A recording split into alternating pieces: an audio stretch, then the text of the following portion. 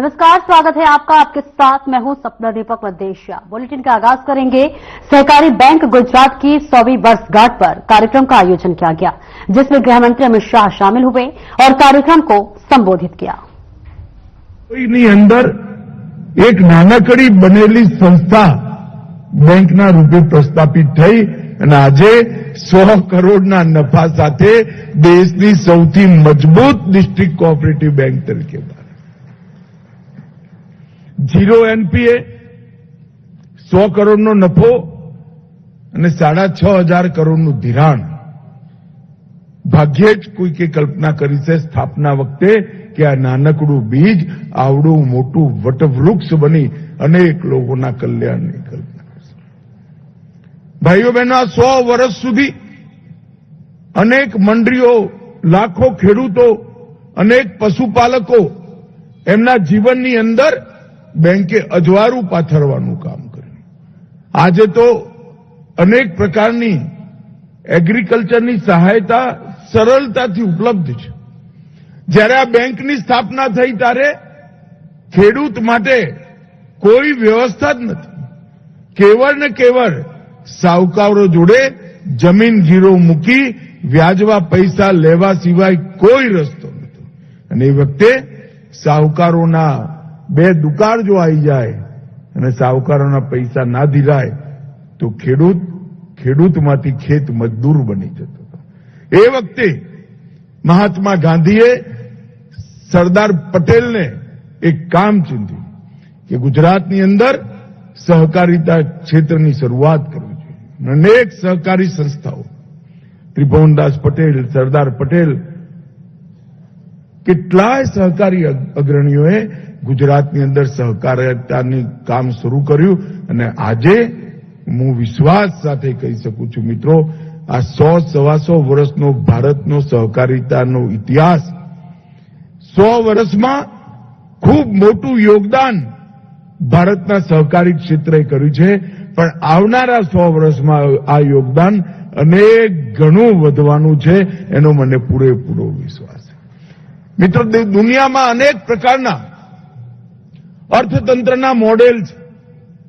2 કરોડ 3 કરોડની દેશની નાની વસ્તીવાળા દેશોએ અનેક સફળ મોડેલ બનાવ્યા છે અને એની અંદર વિકાસનું પેરામીટર્સ એકમાત્ર આર્થિક વિકાસ છે। પરંતુ શું ભારત જેવા 125 કરોડથી વધુ જનસંખ્યાવાળા દેશ માટે ઉપયુક્ત મોડેલ છે? જરાય। ખાલી આર્થિક વિકાસથી દેશની પ્રગતિ ના થાય। જ્યાં સુધી 130 કરોડની વસ્તીને એનું કામ, એનું સન્માન અને 130 કરોડની સુખાકારીની ચિંતા ના થાય ત્યાં સુધી કોઈ આર્થિક મોડલ ભારત જેવા દેશની અંદર સફળ ના થાય। અને એ આર્થિક મોડલનો જવાબ અગર કોઈ એક જગ્યાએ પડ્યો હોય તો સહકારિતા મૂવમેન્ટની અંદર પડ્યો છે, સહકારિતાની અંદર। હું નિશ્ચિત રૂપથી માનું છું 120 વર્ષ પહેલા જ્યારે ભારતમાં સહકારિતાનું આંદોલન શરૂ થયું એ વખતે એની જેટલી રિલેવન્સી હતી એના કરતા અનેક ગણી રિલેવન્સી આજ છે। જેટલી એની એ વખતે જરૂરિયાત હતી એના કરતા અનેક ગણી જરૂરિયાત આજે આપણે મહેસૂસ કરી છે। અને મિત્રો, એના સફળ પ્રયોગો દેશભરની અંદર કેટલાય છે। હું ખાલી ગુજરાતના અમૂલનું જ ઉદાહરણ આપવા માંગુ છું। અમૂલની અંદર ગુજરાતની 35 લાખ બહેનો પોતાની રોજગારી જોવે છે, રોજગારીથી જોડાયેલી છે। એક પણ બેને 100 રૂપિયાથી વધારે રોક્યા નથી, ખાલી 100 રૂપિયા રોક્યા છે અને 60,000 કરોડનું ટર્નઓવર આજે અમૂલ કરી એ 35 લાખ બહેનોના જીવનની અંદર ઉજાસ આપે। મેં આજ ગાંધીનગરમાં બનાસકાંઠાની એક બેનને 80 લાખનો ભાવ વધારાનો ચેક મારા હાથે આપ્યો છે। પગમાં સ્લીપર હતા અને બેને કાળજીપૂર્વક સાથે ઉભેલા એક ભાઈને કહ્યું, જોઈ લો તો જરા ચેક મારા નામનો છે ને, મને તો વાંચતા જ નથી આવડતું। આટલી ગરીબ અવસ્થામાંથી વર્ષના 80 લાખનો પગાર વધારો, દૂધના ભાવનો વધારો એક મહિલાના બેંક એકાઉન્ટમાં જમા થાય એ સહકારિતા સિવાય કોઈ ક્ષેત્રની અંદર। અને એટલા માટે જ અમદાવાદ ડિસ્ટ્રિક્ટ કોઓપરેટિવ બેંકને હું જ્યારે ચેરમેન હતો, ગામડાઓમાં જતો ત્યારે સૌ કહેતા નાના માણસોની મોટી બેંક છે. અને સાચ અર્થમાં અમદાવાદ ડિસ્ટ્રિક્ટ કોઓપરેટિવ બેંકે નાના માણસોની મોટી બેંકનો મંત્ર ચરિતાર્થ કર્યો છે, એને સફળતાપૂર્વક. જેમની જોડે મૂડી નથી, જેમની જોડે આર્થિક સંપત્તિ નથી, એ લોકો જો દેશના વિકાસની અંદર યોગદાન કરવા માંગતા હોય તો એનો રસ્તો શું? એમને કામ કરવું છે, હોંશ છે, ધગશ છે, મહેનત કરવી છે, કામ કરવાની સમજણ પણ છે, પરંતુ મૂડી નથી.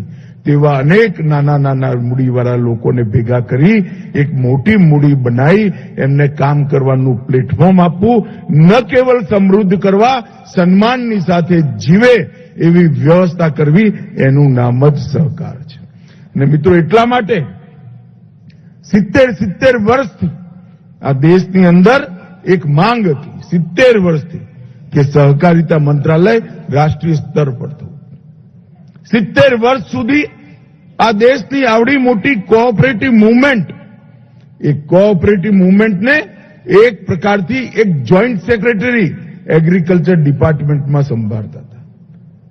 નરેન્દ્રભાઈ ગુજરાતથી કોઓપરેટિવ મુવમેન્ટના ચમત્કારો જોઈને દિલ્હી ગયા હતા અને નરેન્દ્રભાઈએ 3 વર્ષ પહેલા સ્વતંત્ર સહકારિતા મંત્રાલય ભારત સરકારમાં બનાવવાનું કામ કરી સહકારી આંદોલનમાં નવા પ્રાણ પૂરવાનું કામ આપણા નેતા નરેન્દ્રભાઈએ કર્યું છે.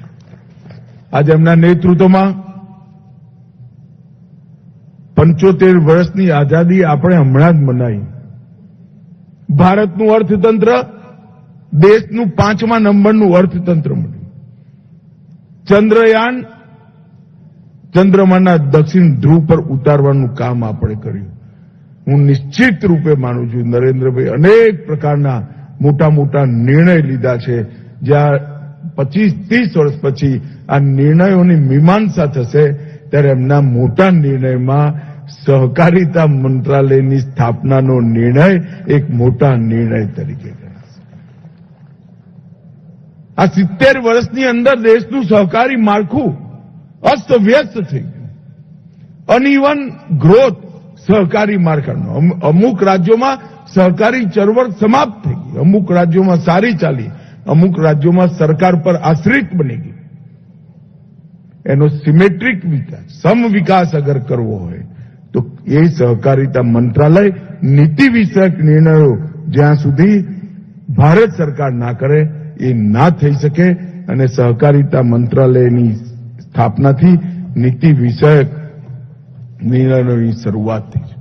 મિત્રો, અમદાવાદ ડિસ્ટ્રિક્ટ કોઓપરેટિવ બેંક જોડે હું જોડાયેલો છું અને હું સૌભાગ્યશાળી છું કે હું અમદાવાદ ડિસ્ટ્રિક્ટ કોઓપરેટિવ બેંકમાં મને કામ કરવાનો અનુભવ મળ્યો છે. બહુ જ કઠિન સમયમાં જ્યારે બેંક હતી ત્યારે મારે માથે બેંકના ચેરમેનની જવાબદારી આવી હતી.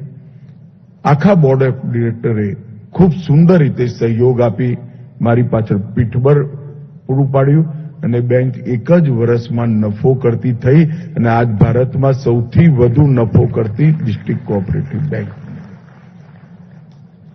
અને આ જે સફળતાનો ઇતિહાસ, એ ઇતિહાસમાં સેવા સહકારી મંડળીઓનું કન્ટ્રીબ્યુશન ખૂબ મોટું કન્ટ્રીબ્યુશન. હું લગભગ ચેરમેન હતો ત્યારે 138 સેવા સહકારી મંડળીઓની મેં મુલાકાત કરી. 138 સેવા સહકારી ને એમના કામને મેં ઝીણવટથી સમજવાનો પ્રયાસ કર્યો હતો. અને અનેક પ્રકારની તકલીફો, અનેક પ્રકારના વહીવટી અડચણો જે હતી, હું આજ સૌ સેવા સહકારી મંડળીના ચેરમેનને કહેવા માંગુ છું કે તમે ધ્યાનથી જોજો. આ 3 વર્ષની અંદર સેવા સહકારી મંડળીની બધી જ વહીવટી અડચણો નરેન્દ્ર મોદી સાહેબે સમાપ્ત કરી નાખી છે. સેવા સહકારી મંડળીને મજબૂત કરવા માટે અનેક નવા આયામો ખોલવામાં આવ્યા. સેવા સહકારી મંડળી પાસે ગોડાઉન હોય, સેવા સહકારી મંડળીનું કોમ્પ્યુટરાઇઝેશન હોય, સેવા સહકારી મંડળીને 0 વ્યાજથી લોન મળે, પાણી સમિતિ સેવા સહકારી મંડળી ચલાવી શકે, ગેસના સિલિન્ડરની એજન્સી સેવા સહકારી મંડળી લઈ શકે, પેટ્રોલ પંપ સેવા સહકારી મંડળીને આપવાની પ્રાયોરિટી નક્કી કરી. કેટલાય કામો ફર્ટિલાઇઝરની દુકાન સેવા સહકારી મંડળીમાં કમ્પલસરી કરી. સસ્તા અનાજની દુકાન જેને જોઈતી હોય એને સેવા સહકારી મંડળીને આપવાની વ્યવસ્થા કરી. સસ્તા અનાજની દુકાન જેને જોઈતી હોય એ સેવા સહકારી મંડળીમાં આપવાની વ્યવસ્થા કરી. અનેક પ્રકારના નવા કામો સેવા સહકારી મંડળી સાથે આપણે જોડ્યા અને એના સાથે સાથે રાજ્યનો વિષય છે સહકારિતા, એક પ્રકારથી રાજ્યનો વિષય છે. એમ છતાંય આપણે એક મોડેલ બાયલોઝ બનાવ્યા અને આ મોડેલ બાયલોઝ મને કહેતા આનંદ થાય છે દેશની બધી જ રાજ્ય સરકારોએ સ્વીકાર્યા અને આજને દેશની બધી જ પેક્સ સેવા સહકારી મંડળીઓ એક જ પ્રકારના નિયમોથી ચાલતી થઈ એ આઝાદીના 72 વર્ષ પછી થઈ.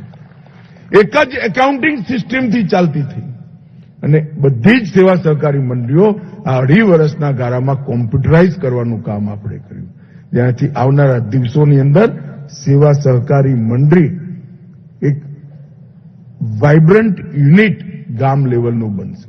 એની અંદર કોમ્યુનિટી સર્વિસ સેન્ટર પણ ખોલ્યા. 300 પ્રકારની રાજ્ય સરકાર કેન્દ્ર સરકારની યોજનાઓ મળવાનું સ્થાન આજ સેવા સહકારી મંડળી. એના કારણે આપણા સહકારિતા આંદોલનને ખૂબ મોટો એક ગતિ મળી છે અને નવું જોમ મળ્યું છે.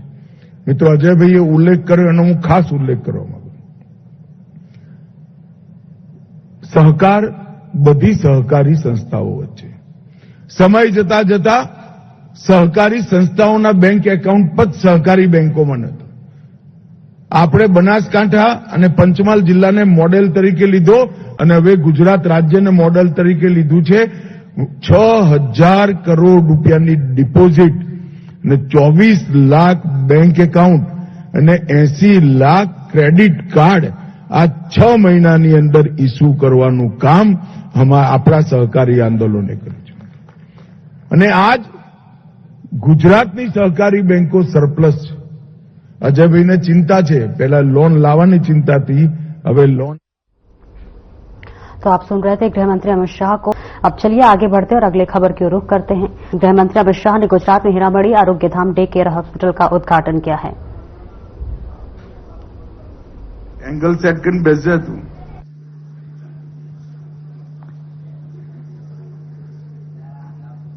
आज जन सहायक ट्रस्ट द्वारा संचालित हीरामणी आरोग्य धामना उद्घाटनનો કાર્યક્રમ બીજા નોરતાના દિવસે નરહરિભાઈએ આયોજિત કર્યો છે। રાજનીતિમાં ઉતાર ચઢાવ ઘણા બધાના જીવનમાં આવે, નરહરિભાઈના જીવનમાં પણ આવ્યા, પરંતુ સતત કાર્યરત રહી કોઈને કોઈ માધ્યમથી સમાજની સેવા કરવી, લોકોની સેવા કરવી અને સમસ્યાઓનું નિરાકરણ કરવું બહુ ઓછા લોકો કરી શકતા હોય છે। નરહરિભાઈ, તમે એને સાતત્યપૂર્ણ તરીકે પહેલા ક્રિકેટ એસોસિએશનના માધ્યમથી ગુજરાતભરના ખેલાડીઓને સારી માળખાકીય સુવિધાઓ ઊભી કરવી, પછી શિક્ષાના સાથે સ્કૂલના માધ્યમથી જોડાઈ લગભગ 4,000 બાળકોને એક સારું શિક્ષણ, ન કેવળ શિક્ષણ, બાળકોના સર્વાંગીણ વિકાસ માટે તમે પ્રયત્ન કર્યો। ઘરડા ઘર પોતાના વતનની અંદર આ હોલ બનાવવાનો, અન્નપૂર્ણા ટ્રસ્ટ અનેક ગતિવિધિઓ સાથે જોડાયા પછી અંતે માતા પિતાની સ્મૃતિમાં આ હીરામણી આરોગ્ય ધામનું નિર્માણ એ ખૂબ અભિનંદનીય અને જેના માટે નરહરિભાઈને અભિનંદન આપવા પડે એવી ગતિવિધિ છે। આપણે સૌ જાણીએ છીએ કે ફાસ્ટ જીવન, પ્રદૂષણયુક્ત વાતાવરણ અને જમીન પણ પ્રદૂષિત થઈ, પાણી પણ પ્રદૂષિત થયું, અંતતોગતવા શરીર પર અસર પડે અને એ વખતે અનેક પ્રકારના એવા જિદ્દી રોગો જેની લાંબી સાતત્યપૂર્ણ ટ્રીટમેન્ટની જરૂર પડે, અનેક પ્રકારની થેરેપી, ડાયાલિસિસ, ફિઝિયોથેરેપી જે રોજે રોજ કરી ધીરે ધીરે ધીરે એક લાંબા નુકસાનમાંથી શરીરને બહાર લાવવાની જરૂર પડે, એને ટકાવવું પડે અને ફરીવાર પહેલા જેવી અવસ્થામાં લાવવું પડે.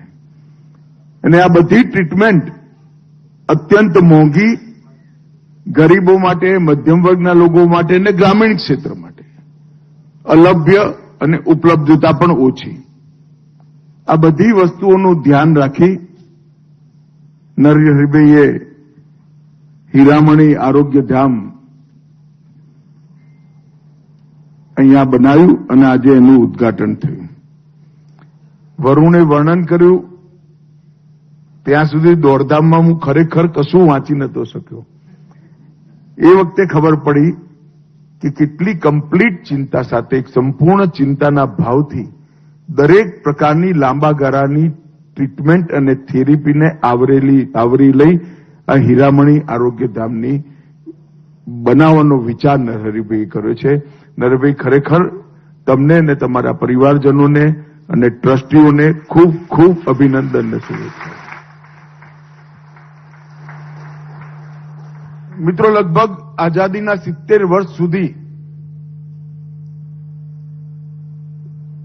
જન સુખાકારીના ક્ષેત્રમાં આરોગ્યને જ્યારે છેલ્લું ના છૂટકાનું હોય ત્યારે જ ટ્રીટમેન્ટ આપવી, એ રીતે આપણી માનસિકતા, સામૂહિક માનસિકતા બની. તેમાં કોઈનો દોષ નથી. એની પ્રત્યે જાગૃતતા કેળવી. એ પછી પણ જો કોઈ આરોગ્ય કોઈનું કથરે તો એના આરોગ્યની વ્યવસ્થા, ઉપચાર, અનેક પ્રકારના પાસાઓને આવરી લેવાની જરૂર હતી. પણ આઝાદીના 70 વર્ષ સુધી એ ન થયું. હું તો બહુ નાનપણથી સામાજિક કાર્યકર્તા, રાજનીતિક કાર્યકર્તાના રૂપમાં કામ કરું છું. સમાજની અંદર આવતા પરિવર્તનોનો બારીકીથી અભ્યાસ પણ કરું છું. નરેન્દ્રભાઈએ એકદમ બારીકીથી આખી સમસ્યાનો અભ્યાસ કરી હોલિસ્ટિક એપ્રોચ સાથે 140 કરોડના દેશના આરોગ્યની ચિંતા કરી. સૌથી પહેલા સફાઈ અભિયાન, જેનાથી નાના નાના 25-30 પ્રકારના રોગોથી નાગરિકો દૂર રહે.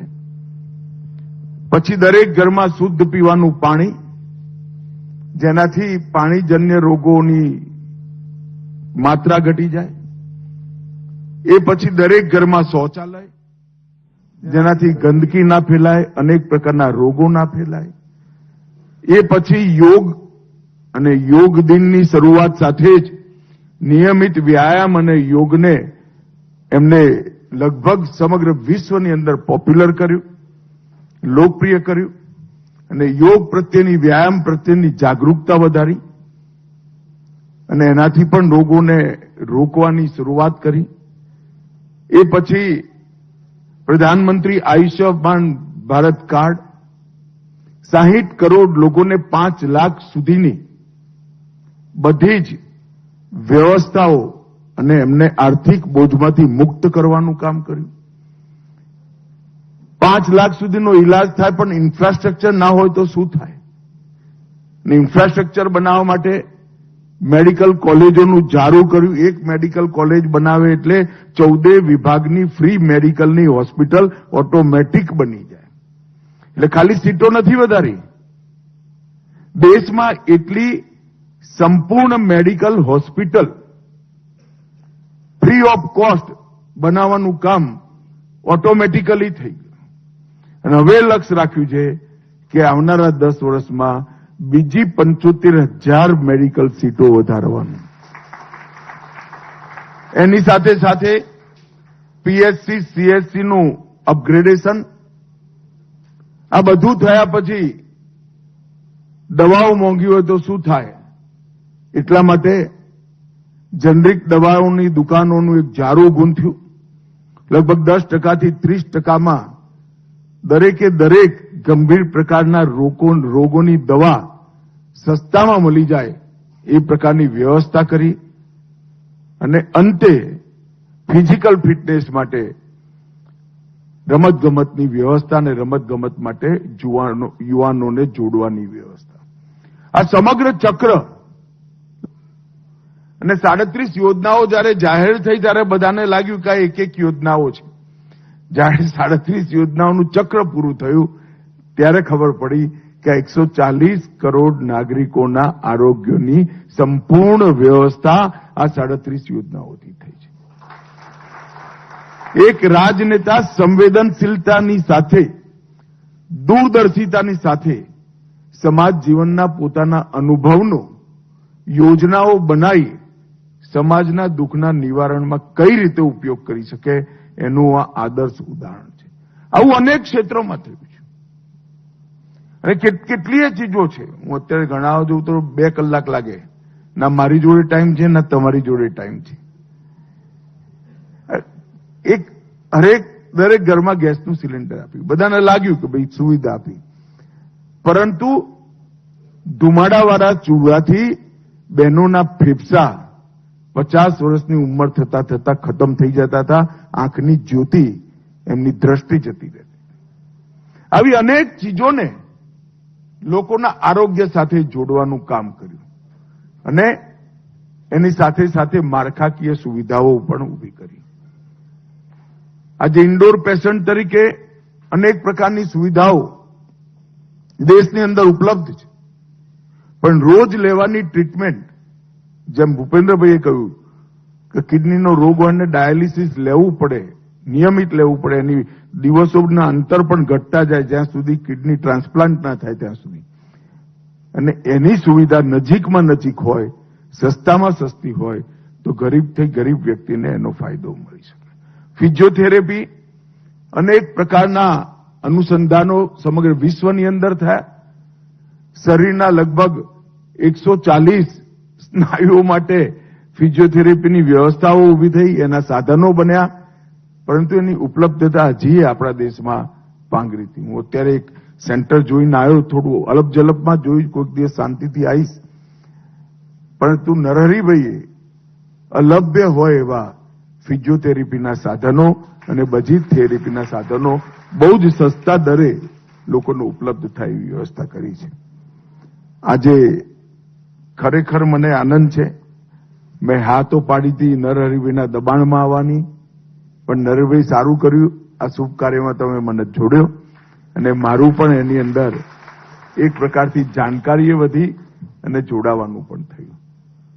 મિત્રો, સાર્વજનિક જીવનમાં પદનું મહત્વ નથી. સાર્વજનિક જીવનમાં સક્રિયતા અને ઉદ્દેશોનું મહત્વ છે. ઉદ્દેશ લોકોનું ભલું કરવાનો હોય અને पद वगर सक्रिय। और आप सुन रहे थे गृह मंत्री अमित शाह को। फिलहाल इस बुलेटिन में इतना ही। दीजिए इजाजत। नमस्कार।